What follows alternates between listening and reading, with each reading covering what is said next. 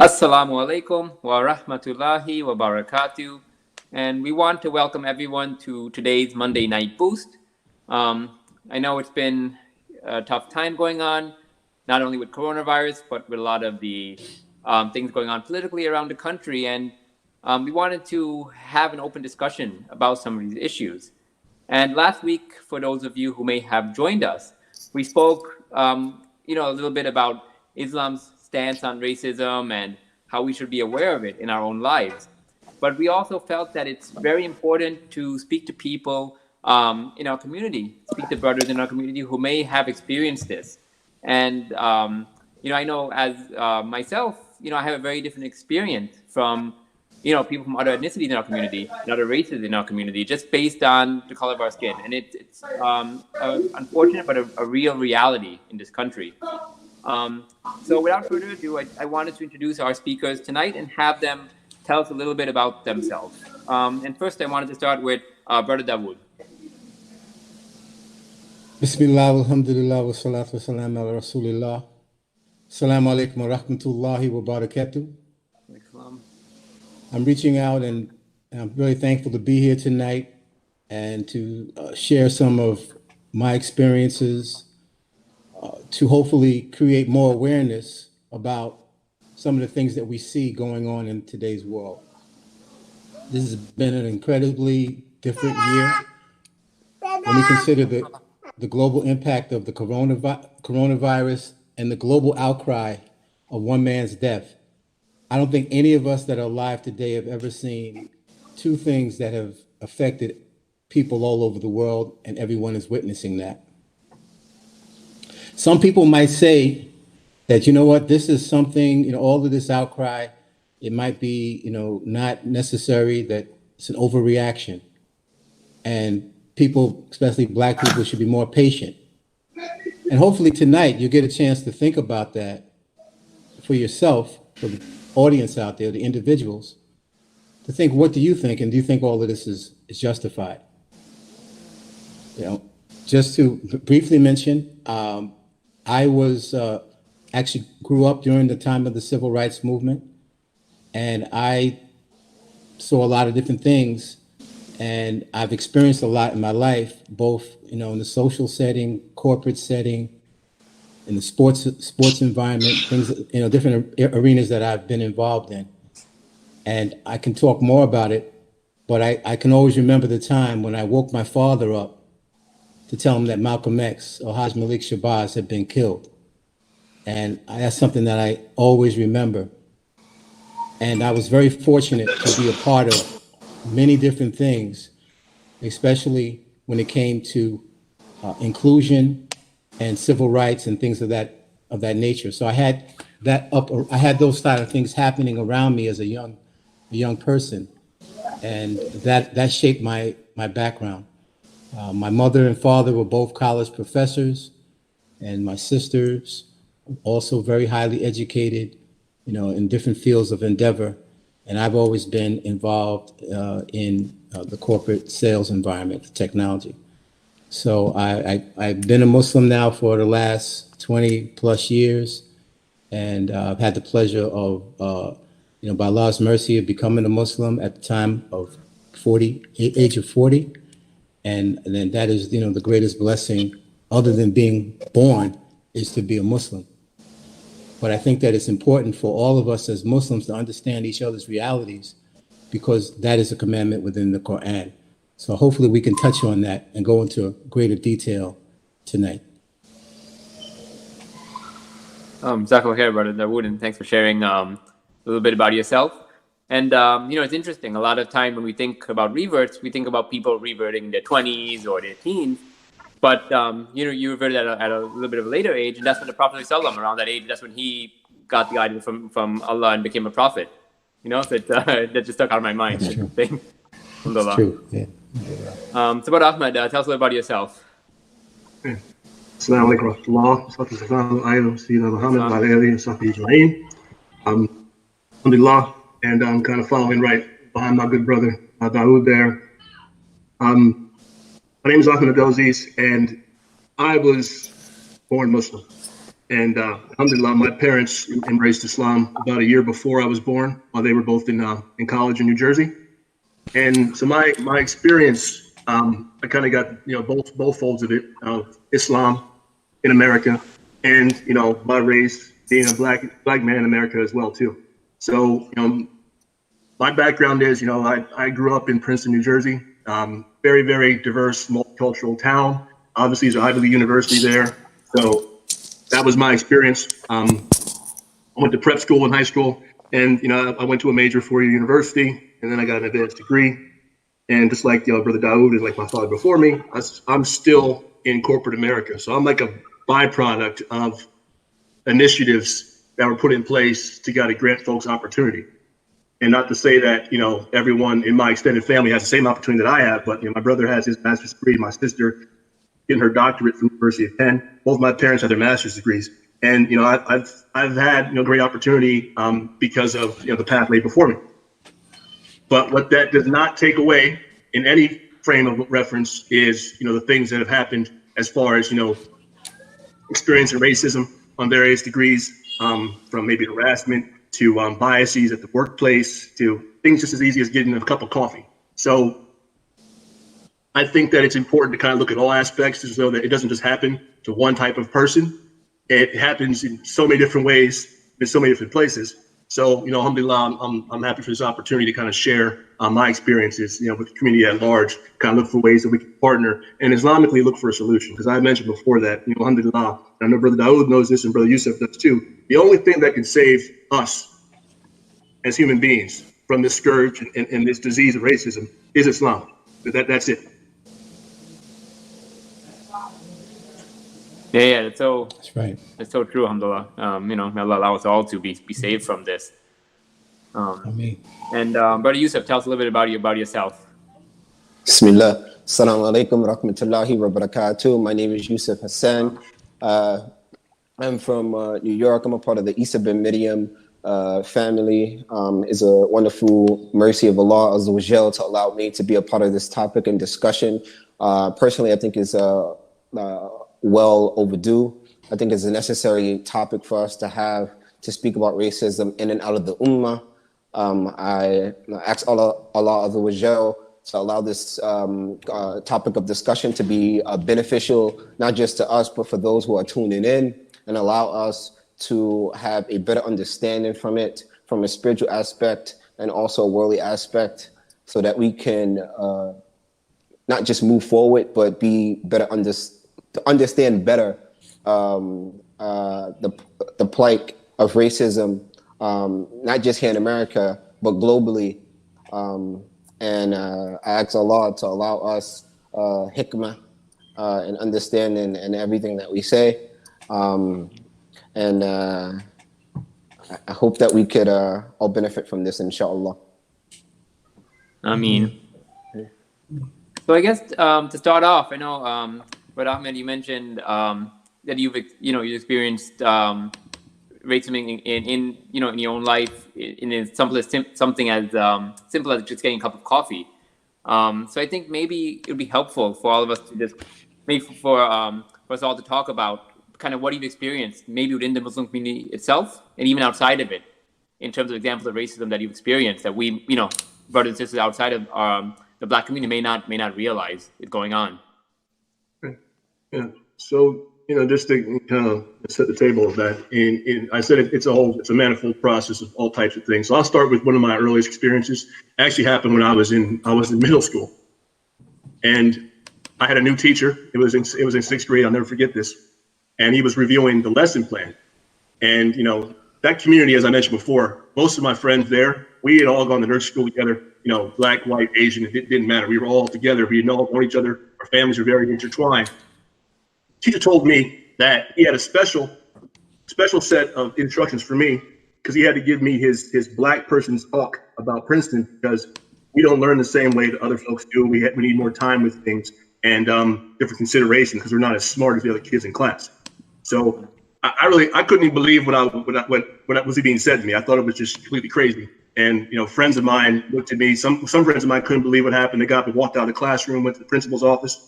Just so happened that night was back to school night, and when I informed my father about what happened, you can only imagine what he wanted to do. And he, of course, confronted the teacher in front of everybody.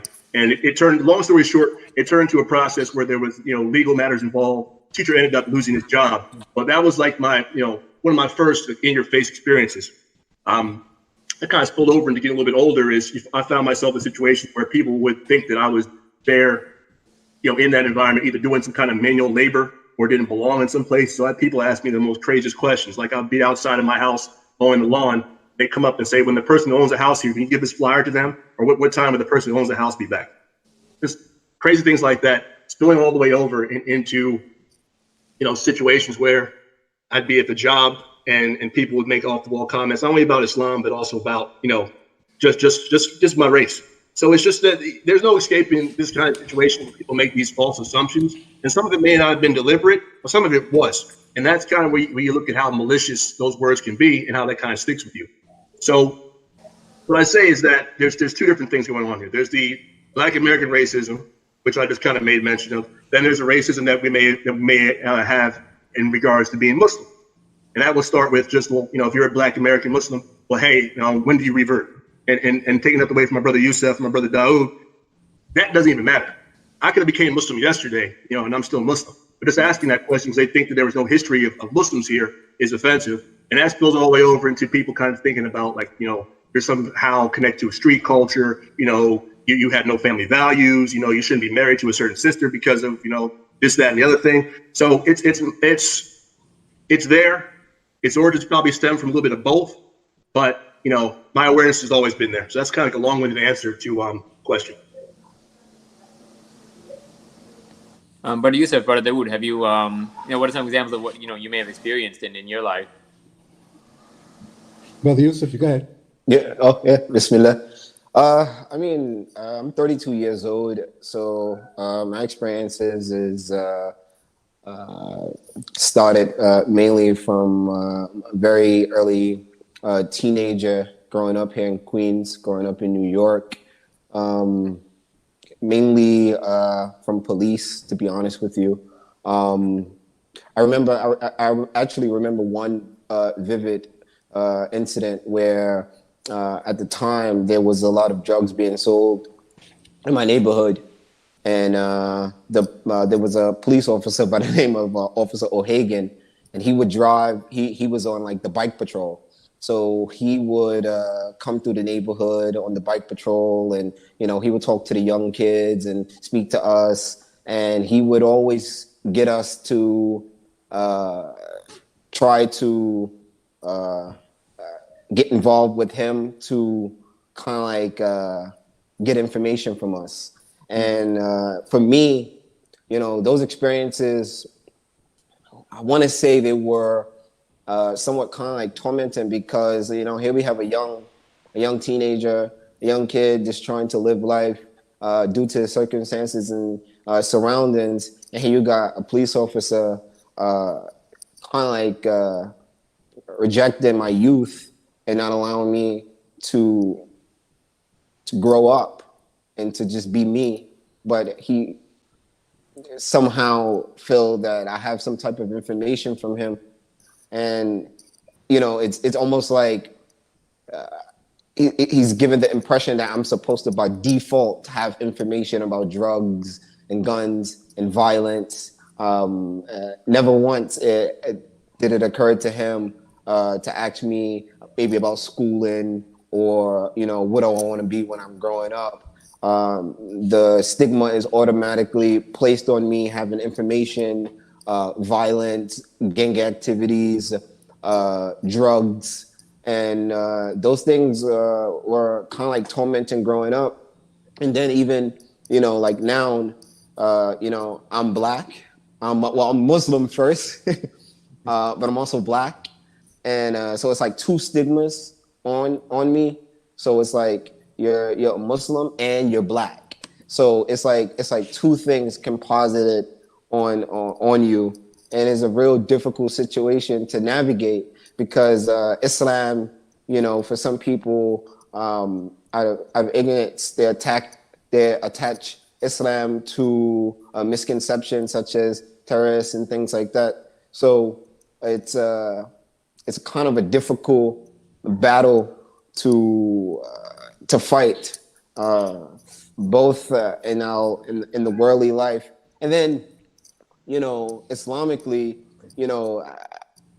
it's difficult for me because a lot of Muslims, and I know we're supposed to think good of our brothers and sisters before we think harsh of them or bad of them, but it always occurred to me that they believe that, because you're black, that your first introduction into Islam is through the Nation of Islam.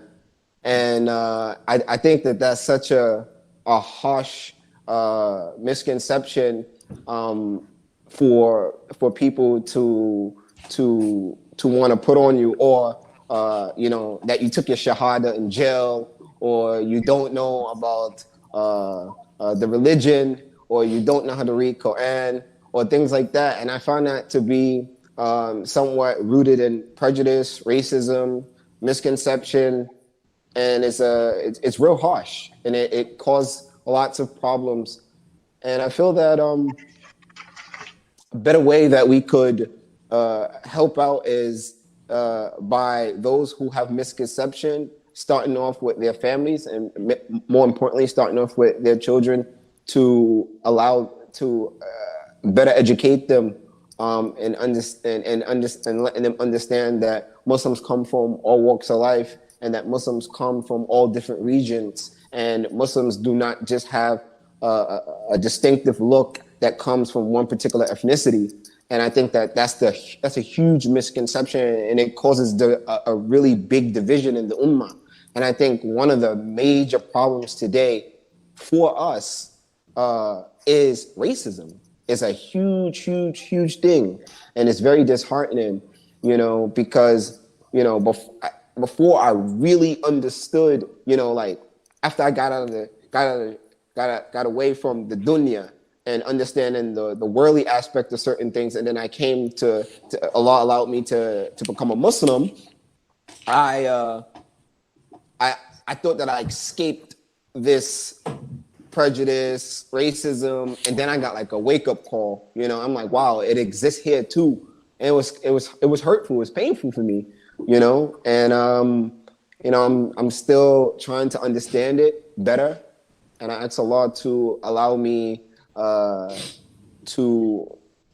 be able to overcome this, and to move forward and look for new ways in which we can engage with each other without putting stigmas on each other.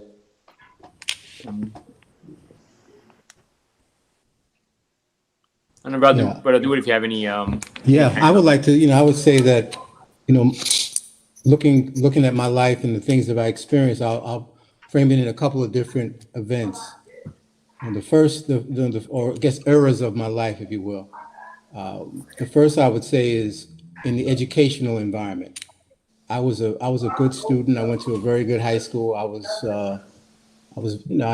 the captain of my basketball team, and I was looking to go to college because my family had gone to college. So in my household, it was unacceptable that if you weren't even thinking about going to college or thinking of graduating.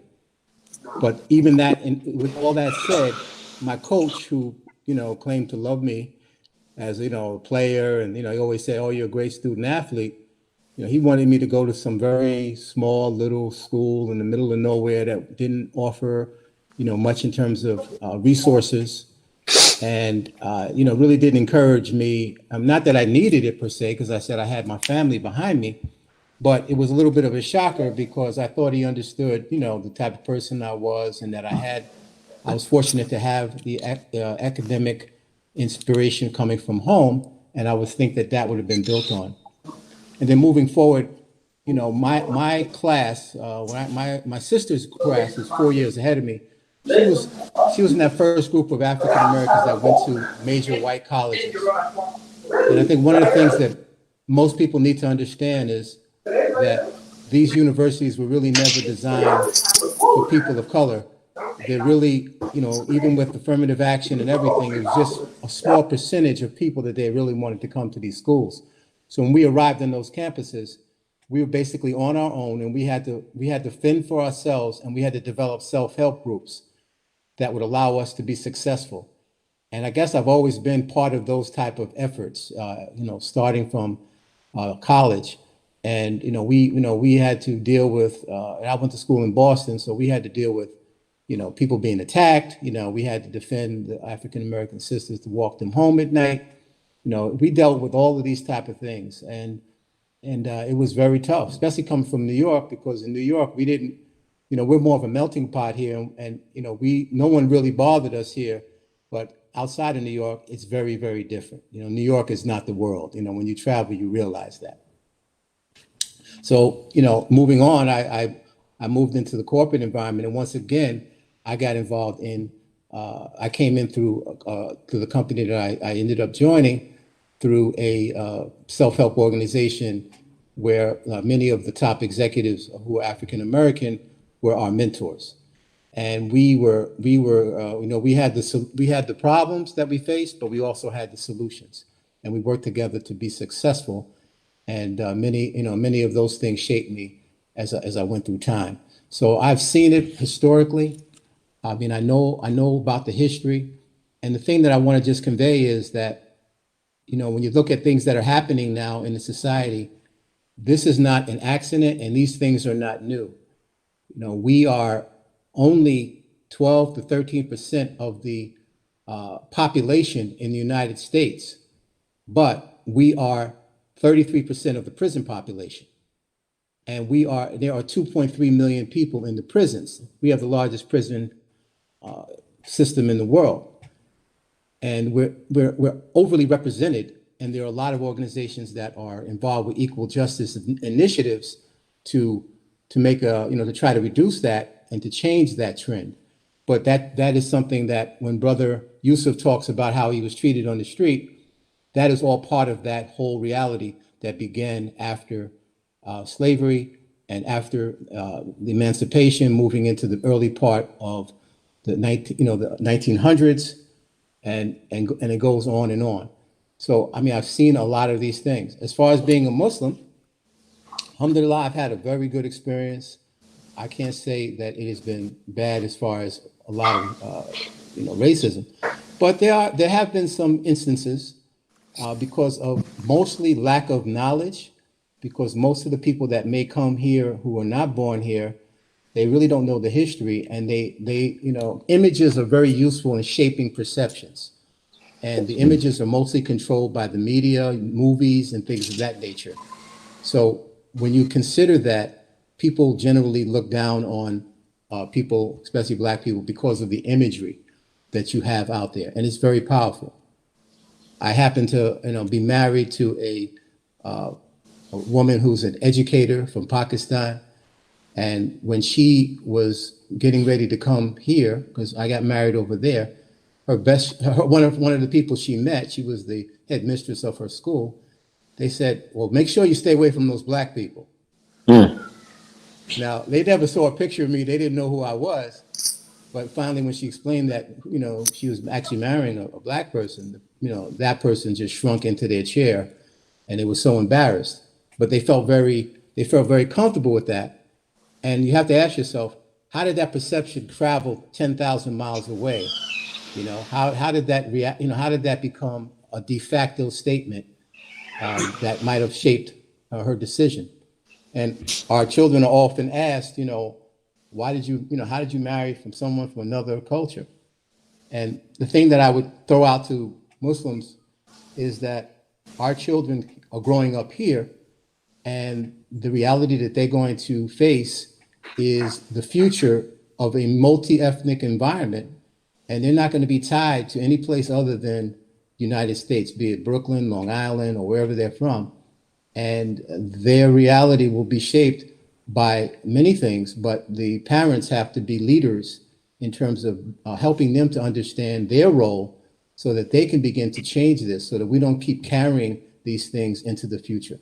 And I can talk more about that, but that's just something that I want to throw out to everyone. I mean, including myself. I think just a follow up with that is that I think the point that both brothers are making, myself, is that, entering when you're in Islam, we all know what the Quran says. We all know what the Hadith says about racism. We know who the first racist was. But then when you experience it, even though we all align on these beliefs, it kind of can be a very, shocking and surprising, sometimes frustrating situation, but we have to at the same time understand, like Brother Dawood said, kind of where these things come from. So as part of being, when I say indigenous people, because we're American, in some way, shape, or form, as far as, how our roots are established here. Question I always ask is, when someone's always asking me, well, when do you come into Islam? My question is, I usually ask, well, why are you here in America if you're trying to practice Islam? Now, I'm not taking anything away from anybody that came here as an immigrant, but just you look at circumstances, we were all brought here. Some folks have situations where Arabic is being spoken, where the Adhan comes on 5 times a day, or in Ramadan the whole month, everything shuts down, very easy to fast, and it's a different situation here. So at the same time, you have to ask yourself, why did you come to America? Did you really come to America for Islam? Did you come to America for something else? And understanding that reality kind of puts things to a better snapshot as far as, everybody on the same level. Because none of us are perfect, but, don't criticize me based off of some stereotype that you've seen or something you've read about. Let's all align on what we believe as Muslims, and let's try to better understand it. Yeah, absolutely. I agree. Yeah, definitely. I think that's a very, very important point. And I think one thing I wanted to kind of talk about a little bit more is what Brother Dawood was talking about how, how did that kind of statement about being careful of Black people reach all the way in Pakistan. And I think even a lot of us here, I was also, born and raised in America and went through the public school system here. But even then, I don't think I had a great understanding of kind of the underpinnings of racism and why did this all come from, because I know, Brother Dawood, you lived through the civil rights movement and through that time. But that was a result of something that happened, we're talking about centuries ago. So maybe, maybe we can talk about how, kind of where this all started from, so we can all have a little bit more understanding of kind of why racism is here today, but really where did its roots really start from? Well, I think I'll touch on that just to begin. There's 1619 is the date when the year the first slave ship came to America, and I believe that even before that, there were African travelers that came, and there's books that support that. But if we just look at that date, and we look at the long period of slavery, the most brutal form that ever, that we know of, okay, that, in history, that went on for a long period of time. And obviously we don't have enough time to go through all of that, and I'm not an historian, but when at a certain point, at the end of the 1800s, when the slaves were freed, we went from being property to being free. And if you think about that, most people had nothing. They absolutely had nothing. And that disrupted the economy, because when you have free labor for hundreds of years, imagine if all your employees were never paid for hundreds of years, how far ahead your corporation would be. So when people no longer were working for, as slaves, and they started to branch out, one of the first things that was done was to begin to criminalize people for any and everything, because that was like a form of retribution and a way of keeping people down. So subsequently, many people were, sharecroppers and basically still slaves for decades after that. Some even say up to, some families were even in that situation for another 100 years. And when you get into the early 1900s, there were certain people, amazingly, who were able to break out of the South, migrate to the North, and start to be self-sufficient. And when that happened, there was a backlash. And like, for instance, you probably know about Tulsa, Oklahoma, and it's interesting how all this is coming out now, and just at the right time. So where people, where the United States actually went in and terrorized the entire community. The government actually did that against the people. And so that was the first real terror attack in the United States. And so when you consider that, and then it kind of continues on through various administrations where, like Brother Yusuf was saying, they assumed he was involved with the drug business.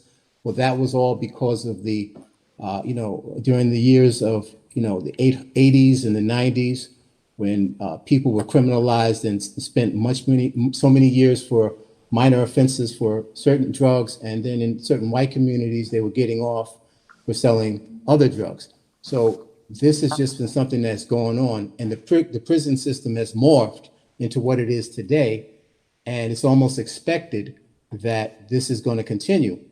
And now we're seeing a backlash, and we're seeing that certain legislation is starting to happen, and that people might say that some of these things are not making any difference, but already, just in the last few weeks, there's been some success stories. There's Breonna's law was just signed in Louisiana, where they can no longer do no-knock warrants. 154,000 people made phone calls and got 26 people to agree to it, so that a person like her wouldn't just be murdered in her apartment without a warrant. So there's been a lot of activity, and there's a lot of research and documentation about what we're talking about. But we want people to understand that regardless of your level of education, regardless of your level, you're always in jeopardy in this society. As an African American Black person walking down the street, you're always in jeopardy by law enforcement or being falsely accused. And alhamdulillah, we have the Deen of Islam that has the blueprint. We have the best blueprint. We have the Quran and the Sunnah, and if Allah blesses us with Hidayah, we can follow that. Then inshallah we can make a change, and we should be on the forefront of that.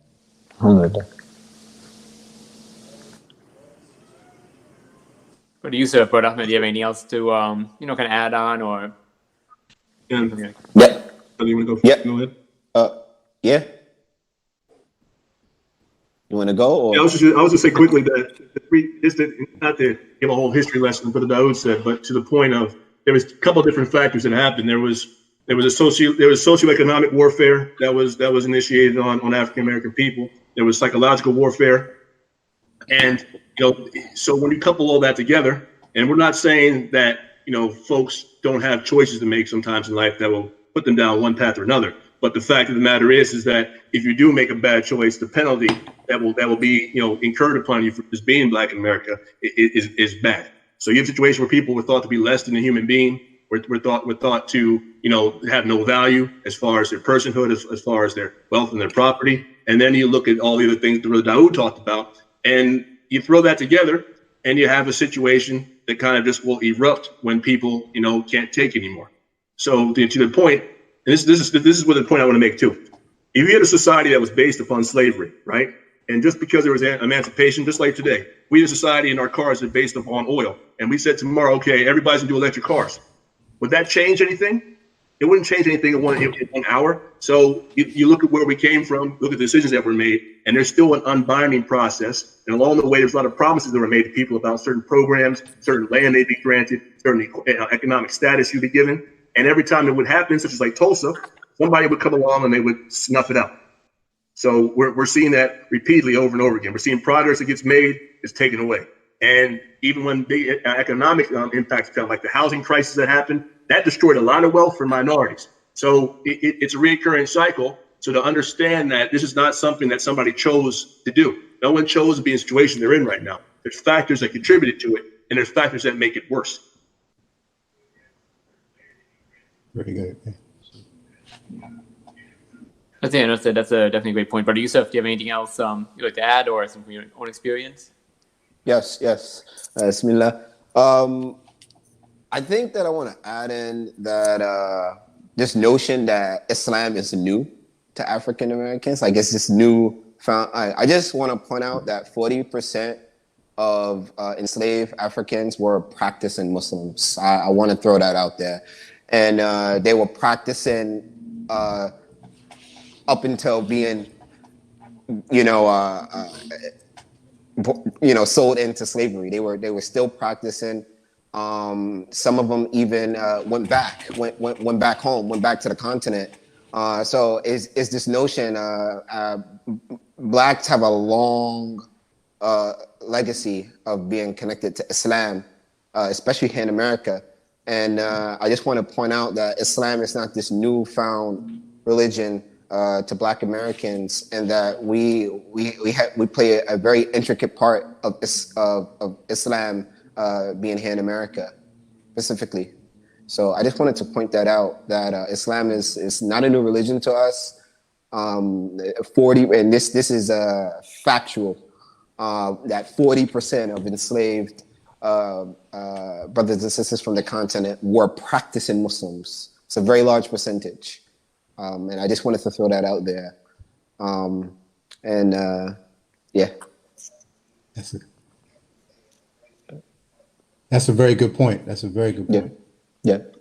Yeah, so that's definitely, and I think a lot of us take that for granted. We always think, Muslim must came from Arabia and Pakistan and India and Bangladesh, and they're all brown. We don't realize, what kind of Islamic history we have here in this country from the Black community, and the Islam was here long before many of the brown community, the Dates community, and everyone else migrated here to the U.S. in the late 90s and whatever it was. Islam was here and driving for even before that. I think it's a very good point that many of us aren't aware of. So Jazakallah for bringing that up. Yeah. So I mean, so another thing that I found that it's also kind of what Brother Ahmed talked about is sometimes there's maybe not overt racism, but there may be more subtle kind of forms of racism that we don't see on an everyday basis. Like, for example, when I was in school, right, I didn't experience any of this. But then my friends who were Black would tell me later on, teachers would say things to them on the side, like, "Oh, you should be grateful to be here. We're kind of giving the impression that they're doing an honor by admitting them to, college and giving them this opportunity." And I think we've seen that as well with other instances in the NFL and stuff like that going on, that there's kind of undercurrent that, the Black community should be grateful for being given the opportunities, which, I think a lot of us who aren't in the Black community, we don't always see that. Some of you guys could talk a bit about that kind of more, that kind of subtle racism that's there on the ground that we may not experience. It's some of it's too is based off of, you made mention of a social program. I kind of talked about, early on in this conversation, kind of how the evolution of that kind of affected how I am. So folks would have this misconception that, if you got into a prestigious school, if you had a good job, I think Brother Dawood had made mention of this, that you're just there because, there was a situation that happened with slavery, and then, we just want to put you in a situation to kind of right the wrong. And that's usually kind of it's the misappropriated baseline for understanding that. And the fact of the matter is, the way America works is, if there's building blocks off of one generation to the next, and we never had a building block, so to speak, from that standpoint. So when you found yourself in those situations, either in a medical school, in a business school, prestigious university, you had to really work to get there. And even if you were the best of the best student, they could just say that we don't have a spot for you for whatever reason. And sometimes it was trumped up of that kind of subtle racism that we'll talk about.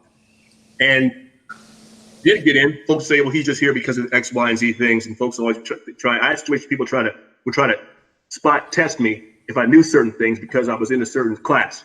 Just to make sure that I really belonged there and I wasn't just put in there, for some situation. So those kind of things would happen. And what folks have to understand is that regardless of how hard the circumstances are, people fought very hard to accomplish what they accomplished today within society, being minorities and going through that struggle. So there's always a very interesting story to tell, from all of these different angles of how it happened. But the assumption is that someone just did it because of what happened. And that in itself can be what we call that kind of versus racism. Someone just gave you a job because you're Black. Someone just gave you this opportunity at university because you're Black, not because you're competent enough to have it. And that's kind of like the deficit, to deal with, is that you don't deserve to. You just have it because somebody is gracious enough to give it to you. And that's kind of the origin of it. And I'll stop and let my two other brothers kind of speak to that. But that's how it's affected me. Yeah, I think that's a very good point. And one thing that I always try to tell people, and if they engage into a conversation about whether someone is deserving of something, and compare us to any other group of people, we have fought in every single war. We fought on the Civil War on both sides. Okay, we fought in every battle. Vietnam, you name it. We're on the front line, down in the middle of it. And when it comes to these types of comments about patriotism, they don't apply because we have been there from day one. The first person who died in the American Revolution was Crispus Attucks, an African-American black man who died. So we have really nothing to prove from that standpoint. It's only the education that will develop people's ability to understand how the country was built and give everyone a better appreciation. And in reality, many companies and industries benefit in a very big way from Black culture and Black communities. And if you go into an office environment, pretty much people are talking about the basketball game, the football game, the latest record, the latest song, and but that's kind of like over there, but the people are kind of downtrodden, but on a regular basis, the contributions are there, but it's kind of shielded from giving the respect that it deserves. So, I think that, it's just something that, again, I say, and I know we don't have so much time, but I would just say that, what's helped me when I go to visit a place, I come to a country, I try to understand a little bit about the history. And one of the things that really shaped me was when the National Museum of African American History and Culture was built a few years ago. I had the pleasure of going there, and I would just ask, out there, how many people have gone to that museum? It's part of the Smithsonian, and it's free, and it's an amazing experience, and it walks you through so many things that would help you to better understand and to give you a greater appreciation for your fellow Americans and how this country was built. And I think that, taking advantage of those type of resources are, I think, going to have a big impact down the road. And I would say that whether you go to an Islamic school or whether you are in a home school or whether you're in a public school, pretty much most of this information is not going to be shared or learned by you. So parents have to take an extra step to make sure that their children actually are exposed to this and other information about other communities as well, to be a more global citizen and create the type of dynamic environment that is benefited by inclusion.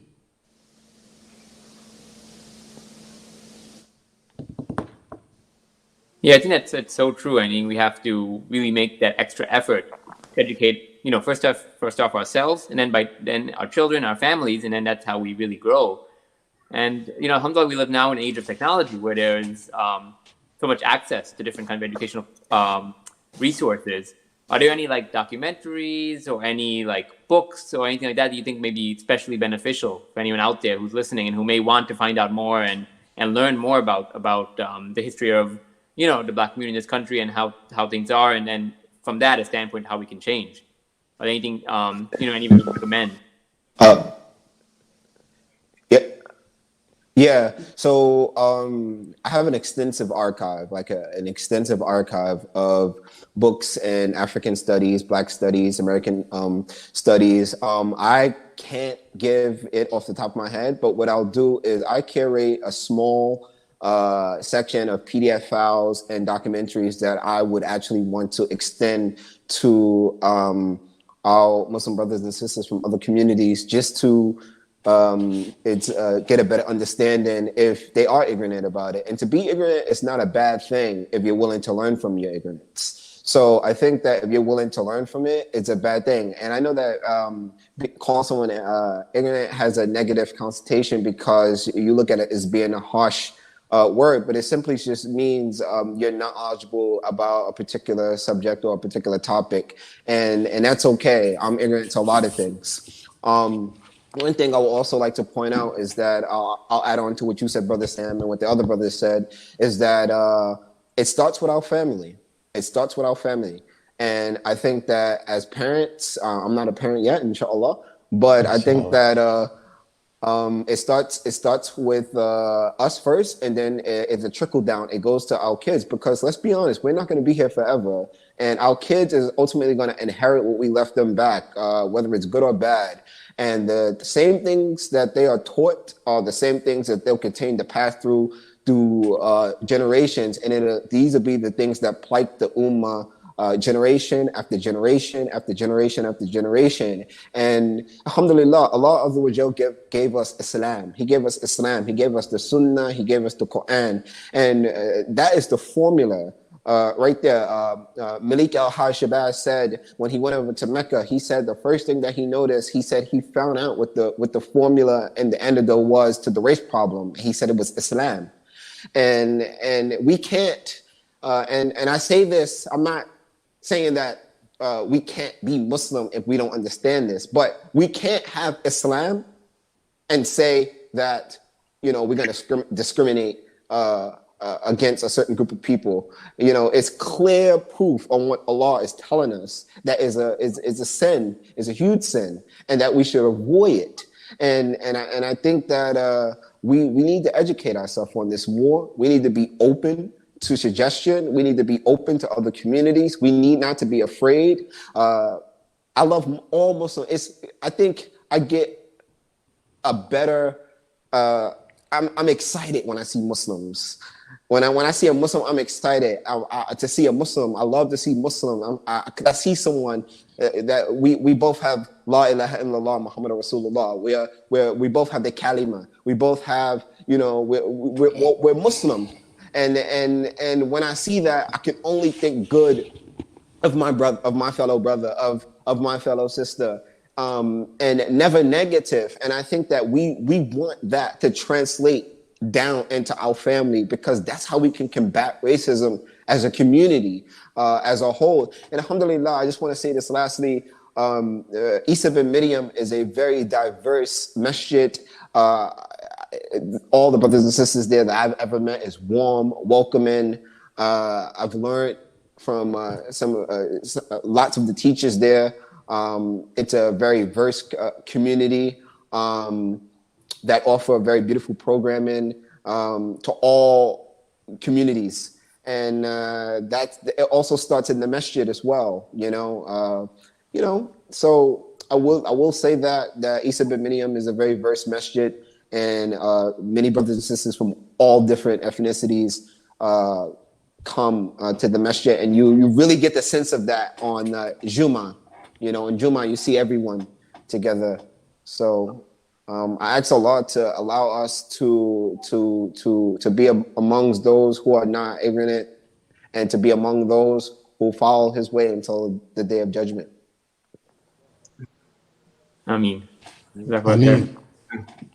I think too that also, when we talk about rectification of this matters, you asked about books, and there are several. The one thing we have to keep in mind is that, and I don't think anybody's come across that way on this forum, is that we're talking about equality and justice. And at the end of the day, I want to be treated just like everybody else. I don't want to be treated any different than anyone else, but I also don't want to be treated any better than anybody else. And so none of us on this panel, none of us are advocating for any kind of idea that's like what we call black nationalism, where you're saying that, hey, me as a black man, I'm gonna be better than everybody. So what the brother just made mention of is what the beauty of Islam is, because you can't be a Muslim, to your point, and say, well, hey, I'm tired of these white people, because you have brothers from the Caucasus Mountains. When I was in Saudi, when I made Hajj, made Umrah, I saw brothers from Dagestan, from Chechnya. They were white as white people, and you have brothers from the Sudan who are darker than all of us in this column. So there's that big wide spectrum.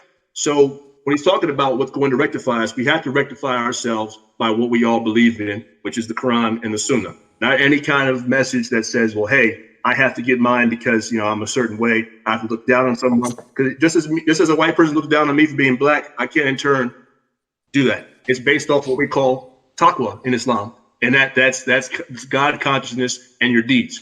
So that, as a brother made mention of, that all of us know, is that's what we have to align on for society purposes, to move ourselves forward, teach our children to try to remove this scourge, this disease, because it really is. It is a satanic disease to be racist and to think you're better than somebody because of your skin color or your lineage. Yeah. Definitely, 100%. And kind of on that note, talking about erasing it and trying to get this out of our society, Brother Dawood, I wonder if you could share a little bit just from your perspective, having gone, from the civil rights time until now, what are some positives that you've seen in how things have been changing for the better in terms of how we're combating racism and maybe bringing more awareness to it? Okay, that's a good question. I mean, to be honest, I haven't seen things change as much as I think they could or should, honestly. Obviously, there's been a lot of people that have been successful and moving forward, but I still think that, I mean, I'll just put it this way.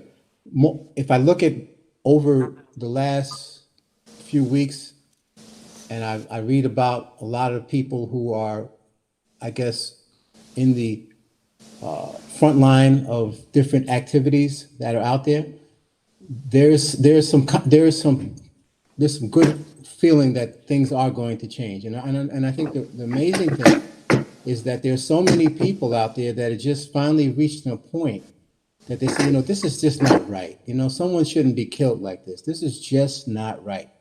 And I think that has a lot of potential. And I think that we have to build on that, because that means that, the goodness that is already inside of people is coming out. And that's when things begin to get better.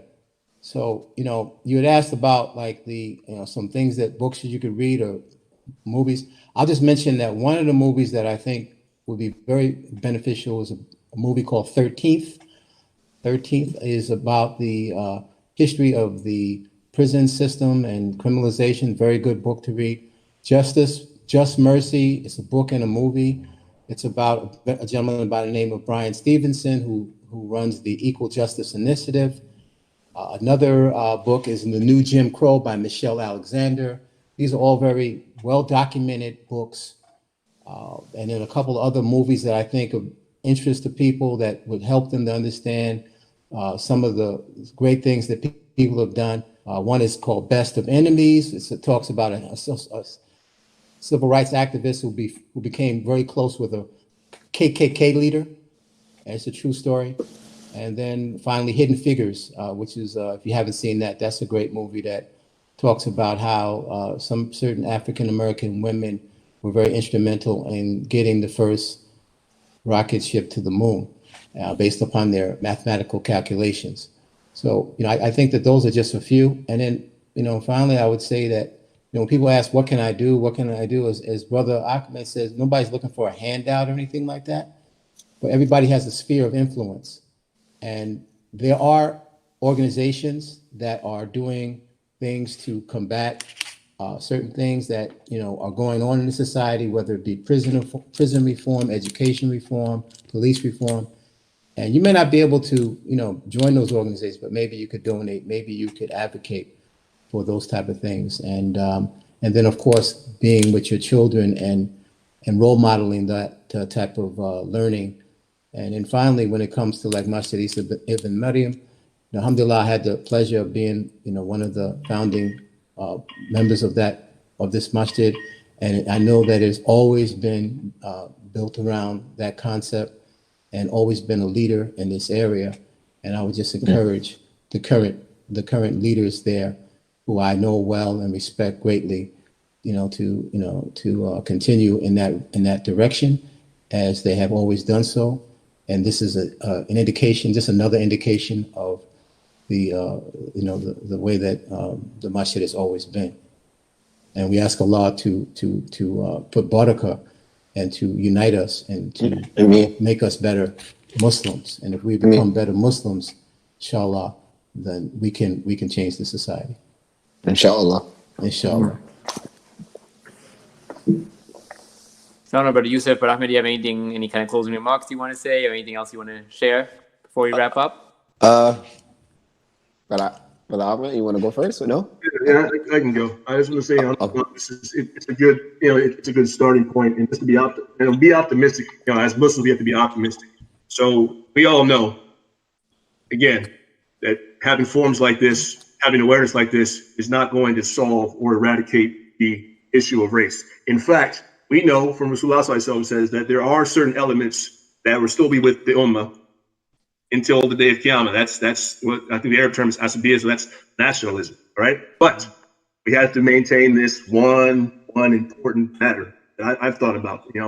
Does it frustrate me? Do I hate it? Does it break my heart sometime? Of course. But am I here to seek equal rights and perfection in this life?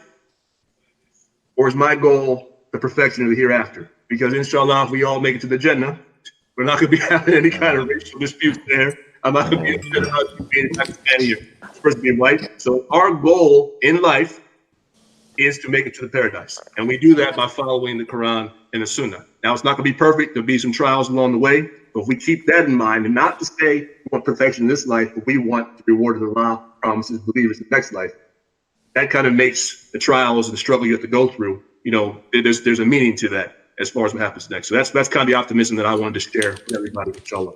So Jazakallah khair for letting me be a part of this with these two great brothers, this great community. Yeah, alhamdulillah.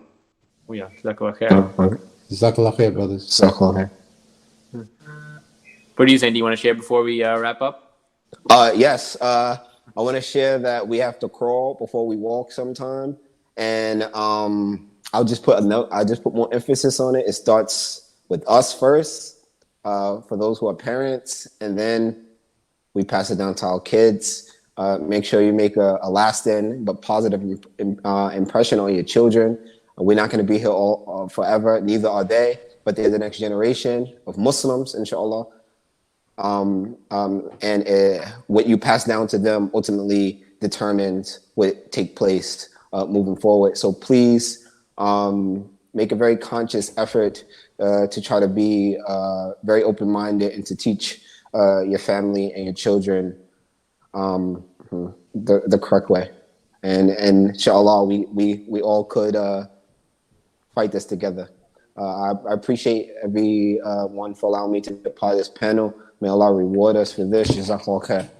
Yeah, Jazakallah khair, everyone. I really appreciate everyone's input, and I think it's so important for us to all learn and grow from this. So may Allah allow us all to do so, and allow us all to eliminate racism in ourselves, in our families, our communities, and be an example for the rest of society, the rest of the world. Ameen. Ameen. All right, Jazakallah khair, and everyone have a good night. You too. Good night. Assalamu alaikum. Wa alaikum salam.